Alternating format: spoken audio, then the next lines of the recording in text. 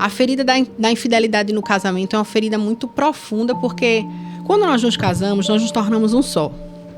Uma só carne. E aí vem o outro e adultera. Quando ele adultera, ele não está só quebrando um acordo, um pacto matrimonial.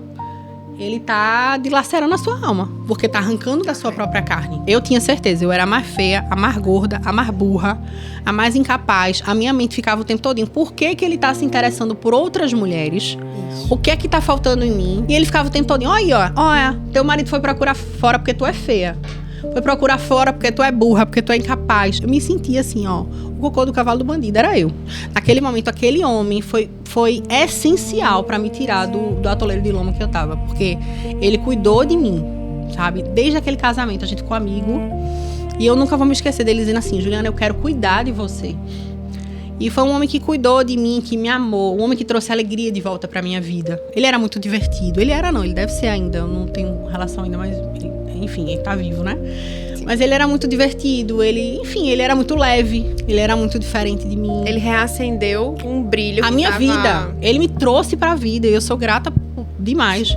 Eu estava xoxa, capenga, acabada, depressiva, crise de ansiedade e demais. Anêmica. E aí, ele me estendeu a mão, de verdade. E aí, pra encurtar essa parte da história, nós namoramos, noivamos e casamos. Passamos 11 anos juntos. 11, foram muitas histórias, né? E eu sempre digo, porque o povo diz assim, não deu certo. Gente, ninguém passa 11 anos com uma pessoa pra dizer que não deu certo. Deu super certo.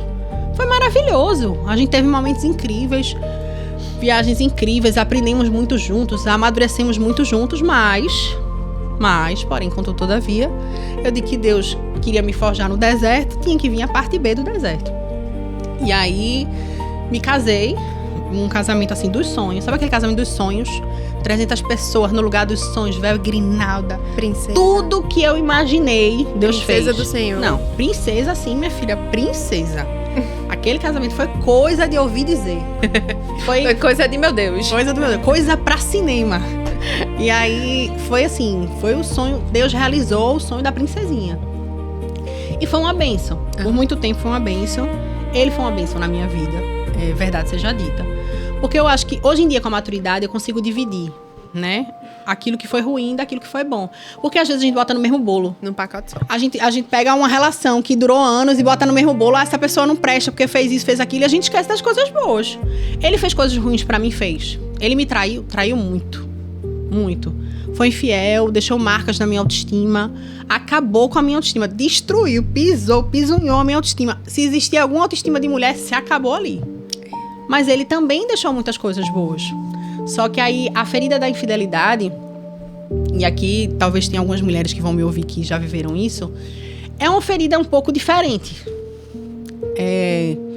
A ferida da infidelidade no casamento é uma ferida muito profunda, porque quando nós nos casamos, nós nos tornamos um só.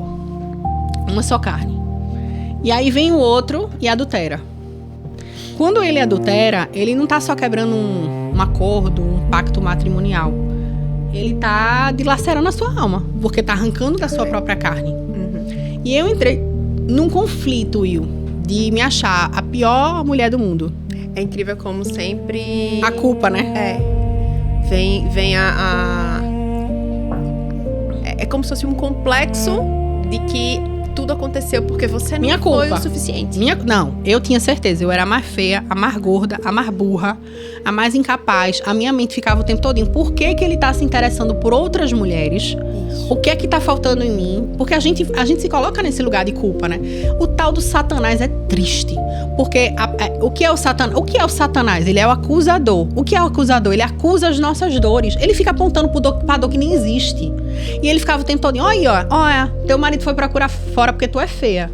Foi procurar fora porque tu é burra, porque tu é incapaz. E ele começou a me acusar. E Satanás encontrou espaço no meu coração. E nessa época eu desenvolvi algo que a psicologia chama de distorção de imagem. Eu não vou saber explicar de forma teórica, mas eu me achava muito mais feia. Eu não me acho a mulher mais bonita do universo, não. Mas eu me achava muito mais feia, muito mais incapaz do que qualquer coisa. Eu me sentia assim, o cocô do cavalo do bandido era eu, sabe? Não prestava pra nada. Eu tinha uma crença de incapacidade, uma crença de não merecimento. E as coisas, eu comecei a descobrir várias coisas. Várias coisas, assim. Parecia que o Senhor... Eu nunca me esqueço. Nunca vou me esquecer. Em 2018, na virada de ano, de 2018 para 2019, eu fiz uma oração. Senhor, não me deixe cega. Olha, não faça essa oração.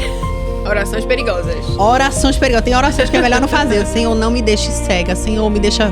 Olha, me deixa ver tudo. Eu quero ver tudo esse ano. 2019 vai ser o ano de clarear tudo. Eu quero enxergar tudo. Eu quero ver tudo. Não me esconda nada. Eu tô preparada pra saber. Você já tinha as desconfianças e tal. Todas. Já tinha todas. Mas não tinha elementos. Entendi. Entendeu? Faltava estar explícito. Faltava as provas. As provas. E aí eu fiz essa oração porque uma amiga... Olha, sempre tem uma amiga na história. Uma amiga dizia assim, esse teu marido não vale muita coisa, não. Eu nunca me esqueço dessa abençoada. Ela nem é muito minha amiga hoje em dia, mas isso aí ela serviu. Ela disse assim, esse teu marido não vale muita coisa. Menina, tem respeito com meu marido. Oxe, homem de Deus na igreja, menino. Casei tão direitinha, tão certinha. Fiz todos os rituais da igreja. E ela, não, vale muita coisa. Eu conheço o caba safado de longe. Ela dizia. E eu dizia, amiga, tu é doida, é? E ela dizia assim, oxi. Ela dizia que sentia cheiro. Ela dizia, eu sinto cheiro de homem prostituto. Eu dizia, Jesus, vem aqui. E aí eu fiz essa oração perigosa. E em 2019 foi um ano de Deus mostrar tudo. Tudo. Ó, era como se caísse no meu colo, assim.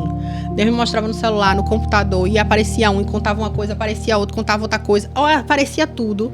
Eu fui me assustando com aquilo, mas eu não tenho interesse nenhum de falar dele aqui. O meu interesse é de fazer você, que talvez está passando por isso, entender que passa, viu, minha irmã?